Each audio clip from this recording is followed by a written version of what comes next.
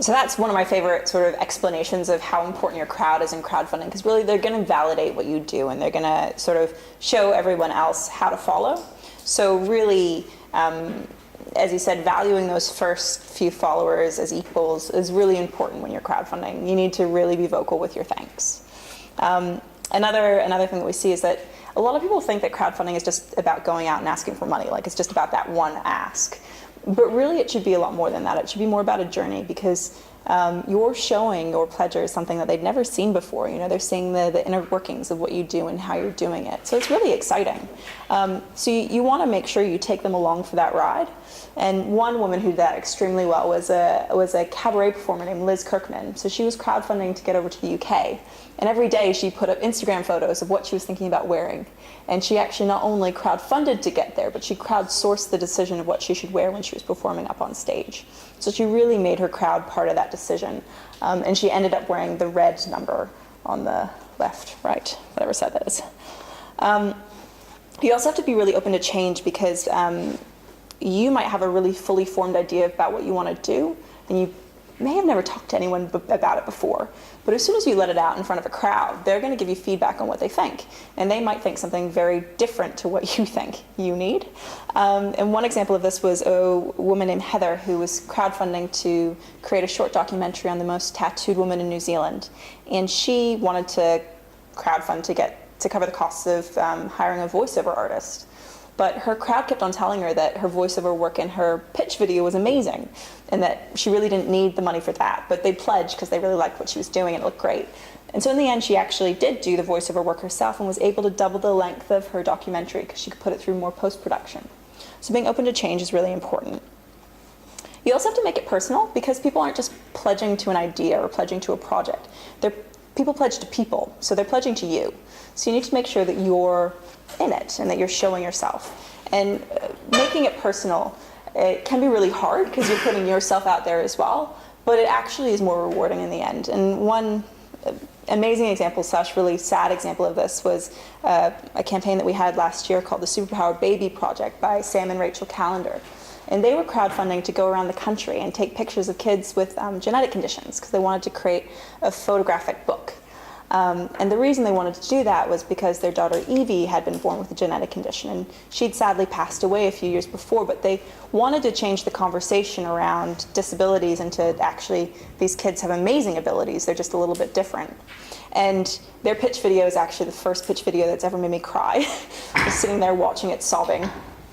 But it was so powerful that they managed to raise over $15,000 more than they needed. Within a month, they'd raised $85,000. So amazing with the personal story. You also have to keep it balanced. This is not a campaign creator that we've had, but you need to make sure that the campaign that you create is something that you can do. And people need to believe that you can do it. So keeping that pitch really balanced and showing your past experience and what you've done before is really important, because you need to trust that you're going to be able to deliver what you say you want to deliver. We also really believe that rewards are rewarding. It's what changes crowdfunding from being a donation into being a value exchange. And so you don't have to get too scared about what you offer. It should be stuff that comes out of your campaign, but it can be other things as well. You know, we've had everything from people creating DVDs and postcards through to covering people's favorite songs and putting on YouTube, even if it's not their normal musical genre. We actually had a group for $1,000. They said they'd create a religion based around the pledger. Someone pledged that. So now there's a new religion in Wellington, which is a little bit controversial, but also slightly hilarious. So two more things. First one is, it's not just about the money. So people often get stuck in this funding part of crowdfunding and they get all hung up on the money, but there's actually a lot more that comes out of it than just the funding, because you're getting your idea out there a lot earlier than you normally would. So you're getting the marketing and the PR, and you're getting the feedback from your crowd. They're helping you build it. And also sometimes your crowd doesn't have money, but they might offer you other things. We had a woman crowdfunding to publish a book about teaching yoga in prisons, and she actually managed to double fund it, but at the same time she started getting yoga mats sent to her house to take into prison with her. So, you know, people Even if they can't afford to pledge, they might be able to give you other things. And the last thing is, you need to make it interesting. It's really, really not a grant application. You don't have to fill out that form in triplicate and send it in signed. You need to make it something that people want to read and what people want to watch. So you need to make sure that they're engaged in it, and the way to do that is by making it interesting. And you can make it interesting in so many different ways, but one of my favorite ways that I've seen is wearing a panda onesie while you're sending out your updates. People like onesies, so there's lots of different ideas, but that one worked really well. They raised $12,000 in 3 days, and I think it was probably because of the onesies. So there's 3 steps to crowdfunding. There's 3 P's actually to crowdfunding. The first one is the plan. So you need to know, what's your idea? What do you need to crowdfund for? What is it? Can you say it in a sentence? At most, can you say it in 2 sentences? Also, what sort of money do you need? What's it going to cost to do what you want to do? And what are the other revenue streams that you have? What are the other ways that you're bringing money in as well? Because you don't have to go always for the big total amount. Sometimes you can chunk it down. And you also need to think about what it's going to cost to actually deliver the rewards that you're offering. So make sure everything is in your budget. You also need to think about who your team is. Because often it's not just you going out there, often you have a team around you. So make sure you're really clear on who's doing what and who's within your team. This is one of my favorite teams so far. It was a kids group up in Auckland as well, who were crowdfunding to put on a photography exhibition. I don't know what all their roles were, but they all had cameras. But figure out what your team roles are and just be really clear. You also have to know who your crowd is. I often recommend people sitting down and writing down 50 names of people that they know that they're going to talk to about their campaign before it even starts. So within your team, probably at least 100 people that you're going to talk to. And then when that campaign starts, you actually have to go and talk to them as well. So the second part is pitching. So this is when you're creating your final pitch. You need to think about the text, and this is what not to do. You need to make sure that your text is really concise, a few paragraphs, because really we don't have very long attention spans these days. So being clear, concise with your text. And also with that text, you're going to want to break it up. So have imagery. Have pictures of your team, have pictures of what you want to do, have pictures of stuff you've done in the past, and put that on your page. So put it in between the blocks of text to break it up. And then you want to have a video. Because if you're expecting people to take the time to break open their wallet and pledge to your campaign, you should probably take the time to create a video. And it doesn't need to be flash. I have seen the most basic videos that were the best, including people using their iPhones in portrait. I don't know why people do this. It should be in landscape, but still, it works. As long as people can see you, they'll connect better with what you're doing. And they want to see your background as well. Can I show a video on this computer, or is that going to break things up a little bit too much? So what I want to do is quickly show you, I promise not to run 2 over. What I want to quickly do is show you my favorite pitch video ever, which was also previously one of my least favorite pitch videos, because the creators that made it did a really bad first attempt on their video. And the sad thing is they're filmmakers, so their video should have been amazing. And their friend told them this, because they were actually shortlisted to go over I'll press play when I'm ready, it's just that one there. Shortlisted to go over to the States, to AFI Film Festival. And if they won at AFI Film Festival, they were nominated for an Oscar. So their short video was amazing. Their short film was great. The pitch video was horrible. So I'm going to show you what they created after they got told to remake their pitch video. And I'll point out where some of their old video was in it.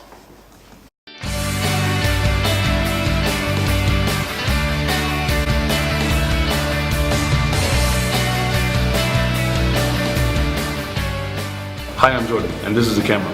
We used this camera to shoot a film called Runaways, which has just been accepted into the AFI Film Festival in Hollywood. Some of the filmmakers who are going to be attending this year are Anthony Hopkins, Steven Spielberg, Harvey Weinstein. So we're stoked, but we need your help. For the film to play at the quality that the festival demands, we need to create a DCP. This is a really expensive piece of thing.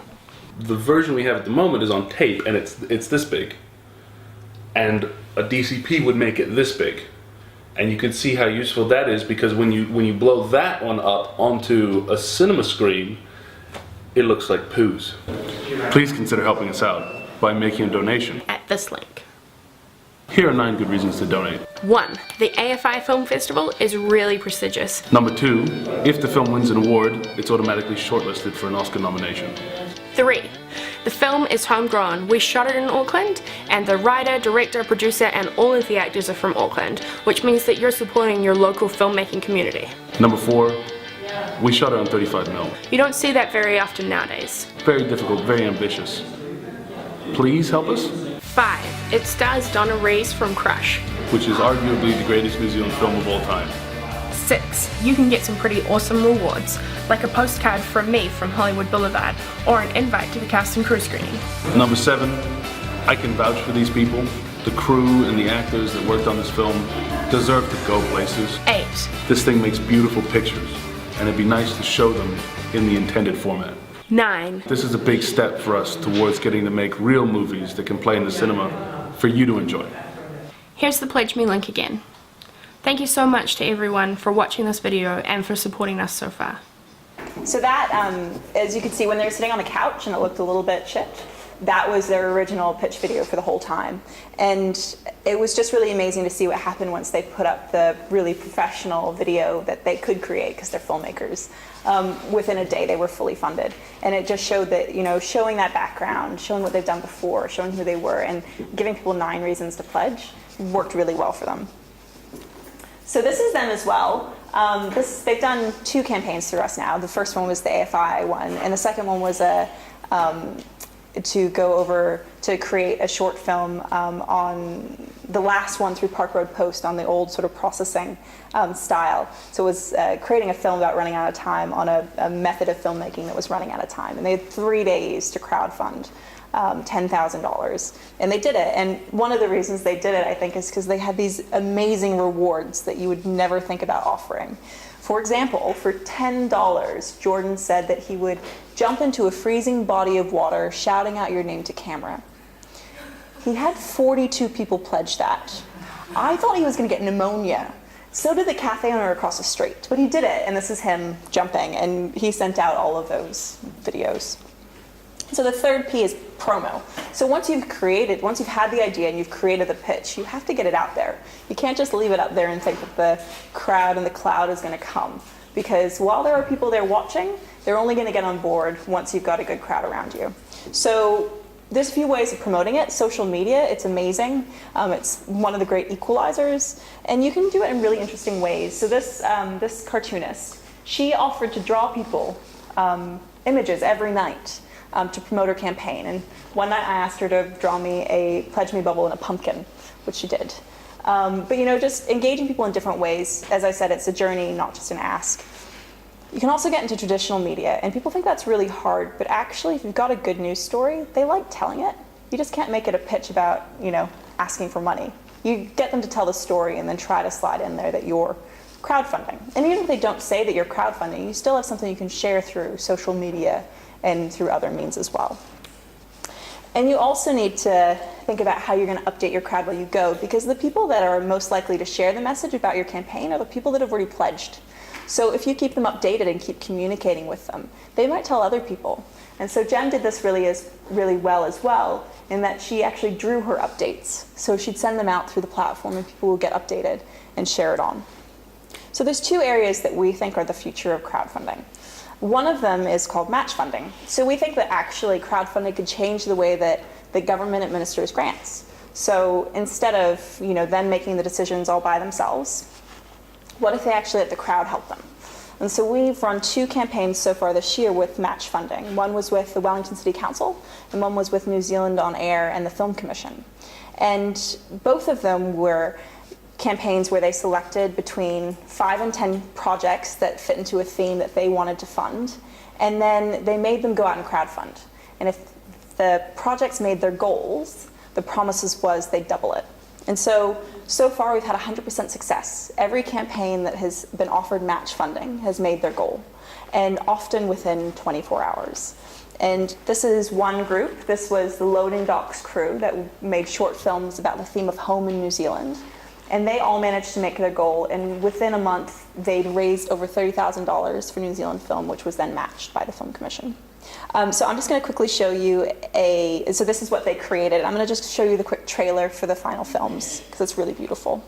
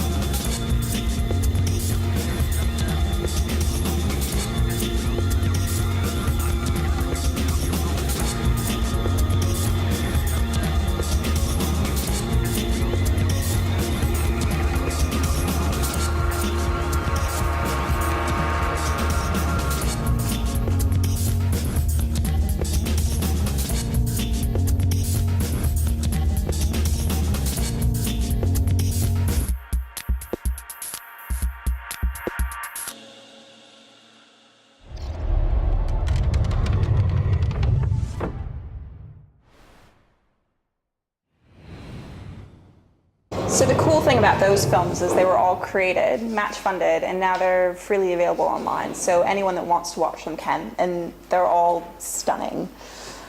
The other area of crowdfunding that we think is sort of the future of crowdfunding is this equity crowdfunding. So the idea that you can actually now sell shares in your company online without having to go through the costly process of creating a public prospectus, which I'm not sure how many entrepreneurs are in the room, but that's pretty exciting.